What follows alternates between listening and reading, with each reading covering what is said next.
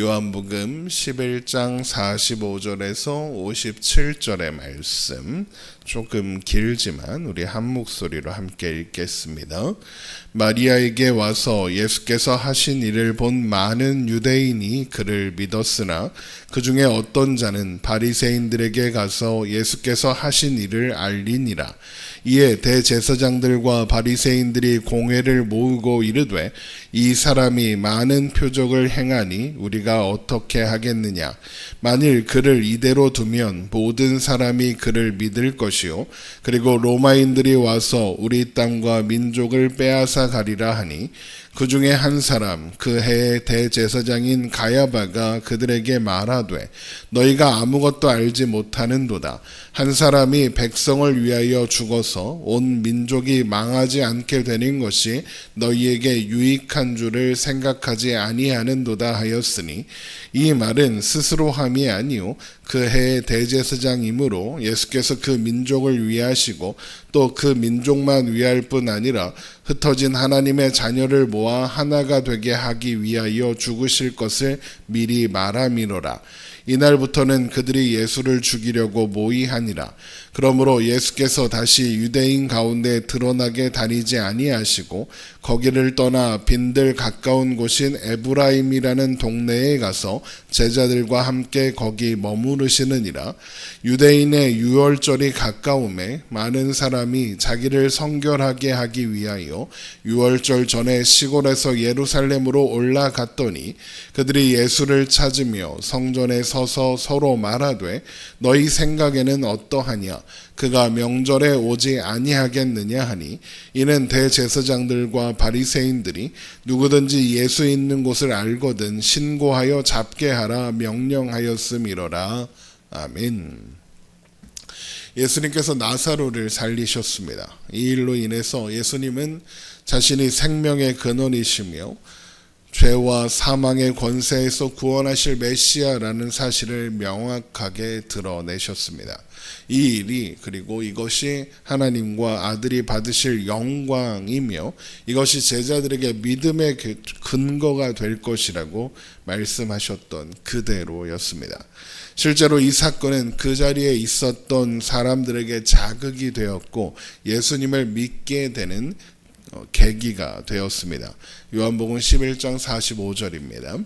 마리아에게 와서 예수께서 하신 일을 본 많은 유대인이 그를 믿었으나, 여기에서 믿었다라는 이 유대인들의 믿음이 참된 믿음인지 아니면 요한복음에 이미 등장했었던 여러 유대인들, 예를 들면 오병이어 사건을 보고 믿는다 했던 유대인들처럼 그냥 표적을 보았기 때문에 믿기는 믿었으나 자신들의 욕망을 예수님께 투영하고 있는 어떤 왜곡된 믿음이었는지는 정확히 알 수 없습니다. 하지만 우리가 이 사람들의 믿음이 참되다 거짓되다 판단할 필요는 없겠습니다. 마르다와 마리아 그리고 예수님의 제자들까지 모두 예수님을 믿었지만 자신들의 한계 속에 머물러 있었고 여전히 예수님을 알고 더 큰 믿음의 자리로 나아가야 하는 사람들이었던 것은 마찬가지니까요. 이들이 지금 비록 자신들의 욕망을 투영한 왜곡된 믿음으로 예수님께 나아왔다 해도 그렇게 시작된 믿음이 참된 믿음으로 자랄 수도 있는 것이니까요.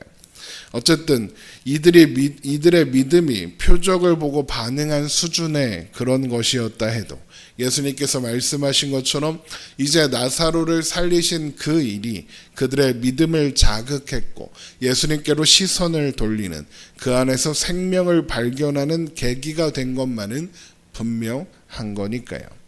하지만 예수님께서 행하신 일에 위협을 느낀 사람들도 있었습니다. 아마도 그들은 유대의 당국자들과 가깝거나 당사자들이었을 겁니다. 그들은 예수님께서 나사로를 살리신 이 표적이 태어나면서부터 맹인이었던 사람의 눈을 뜨게 한 것과는 차원이 다른 파급력을 가지게 될 거라는 사실을 금방 눈치챘습니다. 그래서 그들은 급하게 바리새인들에게 그 소식을 전하는 겁니다. 요한복음 11장 46절입니다. 그 중에 어떤 자는 바리새인들에게 가서 예수께서 하신 일을 알리니라. 이 소식을 접한 유대의 당국자들, 대제사장들과 바리새인들은 급하게 공회를 소집해서 대책을 논의합니다. 요한복음 11장 47절입니다. 이에 대제사장들과 바리새인들이 공회를 모으고 이르되 이 사람이 많은 표적을 행하니 우리가 어떻게 하겠느냐. 만일 그를 이대로 두면 모든 사람이 그를 믿을 것이요 그리고 로마인들이 와서 우리 땅과 민족을 빼앗아 가리라 하니. 공회를 소집했다는 건 공식적인 회의를 소집했다는 겁니다. 그러니까 지금 예수님께서 나사로를 살리신 그 일이 그들에게 얼마나 큰 위협으로 느껴졌는지 알 수 있는 대목이죠. 그들은 예수님을 그냥 두면, 그러니까 자신들이 예수님을 멈추게 하지 않으면, 그래서 예수님이 해온 일들을 계속해서 하게 되면 두 가지 일이 일어나게 될 것이다 라고 우려합니다. 첫 번째 일은 모든 사람이 그를 믿을 것이요입니다. 사실 이건 과장입니다.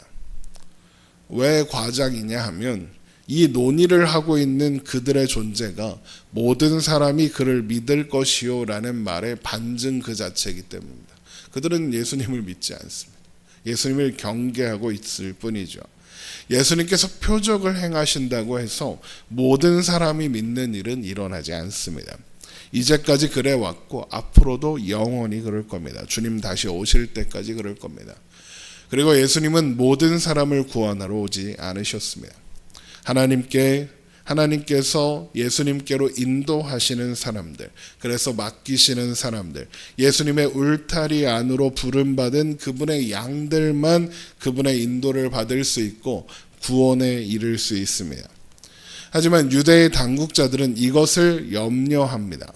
이것은 무슨 뜻이냐? 그들이 예수님에 대한 사람들의 반응을 신경 쓰고 있다는 겁니다. 그리고 그것이 자신들의 기득권과 영향력을 빼앗아 갈지도 모른다는 염려가 그들 안에 있다. 이런 의미입니다. 그러면서 두 번째 우려를 제시하는데 예수님을 그냥 그렇게 내버려 두면 로마인들이 와서 우리 땅과 민족을 빼앗아 갈 것이다 라고 합니다. 그들은 모든 사람이 예수님을 믿는다는 것은 예수라는 사람을 중심으로 해서 민족이 강하게 결속한다는 의미이고, 그것은 곧 로마에 대한 반역을 꾀하는 움직임으로 보일 수 있으며, 그러면 로마가 식민지의 반란을 제압하기 위해서 군대를 보낼 것 아니냐, 그러면 우리는 끝장나는 거다, 이런 걱정을 하는 거죠. 하지만 이것이야말로 기우입니다. 쓸데없는 걱정이죠. 예수님은 세상에 정치적, 군사적 메시아로 오시지 않았기 때문입니다. 예수님은 왕이 되기 위하여 이 땅에 오시지 않았습니다. 예수님이 이 땅에 오신 것은 죄와 사망에 매여 있는 우리를, 어둠의 권세 안에 있는 우리를 구원하러 오셨습니다. 그리고 그것을 이루시는 방법은 왕이 되는 게 아닙니다. 왕이 되어서 헤롯 멱살을 잡고 로마 총독의 멱살을 잡아서 이스라엘을 독립시키는 게 아닙니다. 십자가에서 죽으시는 겁니다. 그래서 죄와 사망과 어둠을 몰아내시는 것, 그것이 주님의 방법입니다.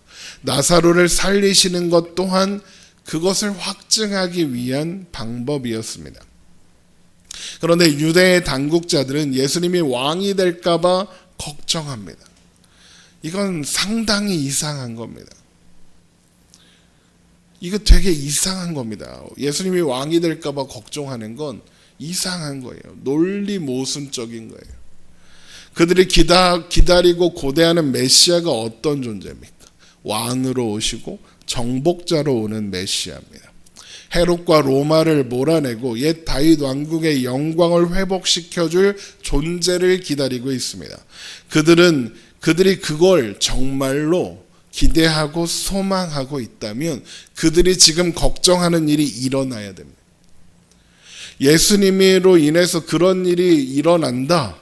그러면 당장 예수님께 가서 엎드려 왕이 되어 달라고 구해야 합니다. 그런 일이 일어날까 봐 염려하고 있잖아요. 염려할 때가 아닌 거죠. 그런 일이 일어나겠구나, 드디어 메시아가 왔구나 하고 가야 됩니다. 그런데 그들이 뭐라고 합니까? 예수님이 왕이 될까 염려합니다. 이게 무슨 뜻이겠습니까? 아무리 많은 증거가 있고 아무리 많은 사람이 예수님을 믿어도 예수님은 그들에게 메시아면 안 되는 겁니다.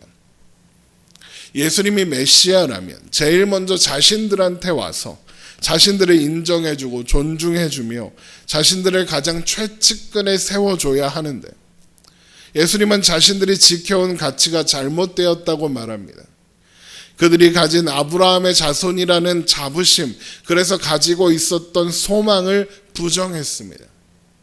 예수님은 그들도 죄로부터의 자유가 필요하고 그 자유를 얻게 하는 진리가 필요한 존재라고 했습니다.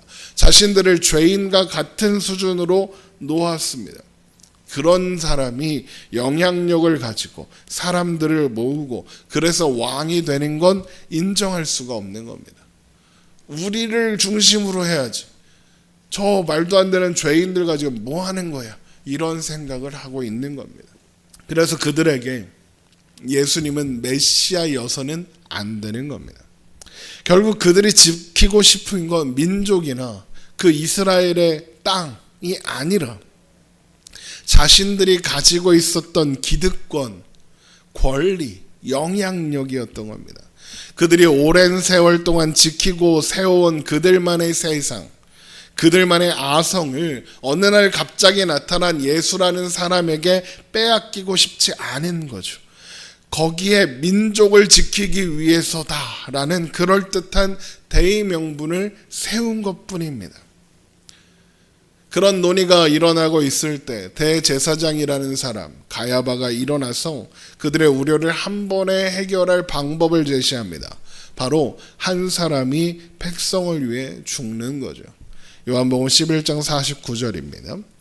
그 중에 한 사람 그 해의 대제사장인 가야바가 그들에게 말하되 너희가 아무것도 알지 못하는도다.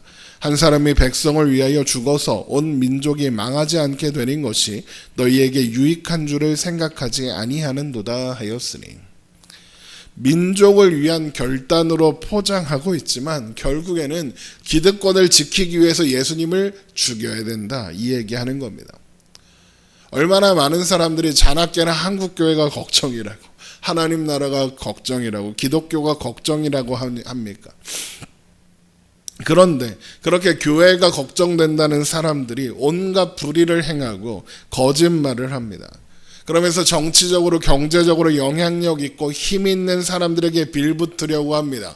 그래서 거기에 가서 온갖 불의와 거짓말로 이득을 챙깁니다. 그러면서 뭐라고 합니까? 다 교회를 위한 일이라고 합니다. 교회가 영향력 있어져야 하기 때문에 그렇다고 합니다.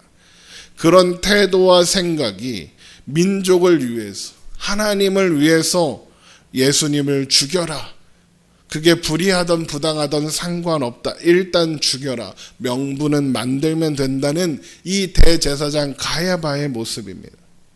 불의로 거짓말로 하나님을 위할 수 있습니까? 그걸 하나님께서 기뻐하실까요? 그럴 리 없습니다. 자신의 은밀한 목적과 탐욕을 숨겨놓고 거룩한 것으로 포장해놓고는 자신의 목적을 이루기 위해서라면 불의한 일도 서슴지 않는 자들을 하나님께서 기뻐하실 리 없고 인정하실 리 없습니다. 교회를 위한다, 하나님을 위한다 그러면서 자신의 욕망을 채우려는 것보다 미련한 일은 없습니다. 여러분, 이걸 잊으면 안 됩니다. 그런데 놀라운 건 그런 악한 일들조차 하나님의 뜻과 섭리 안에서는 벗어날 수 없다는 겁니다. 저들의 악한 도모가 오히려 하나님의 선하신 뜻을 이루는 도구가 될 겁니다. 가야바의 악한 모의가 예수님께서 이루실 일의 예언이 되는 것처럼 말입니다. 요한복음 11장 51절입니다. 이 말은 스스로 함이 아니요 그 해의 대제사장이므로 예수께서 그 민족을 위하시고 또 그 민족만 위할 뿐 아니라 흩어진 하나님의 자녀들을 모아 하나가 되게 하기 위하여 죽으실 것을 미리 말함이로라.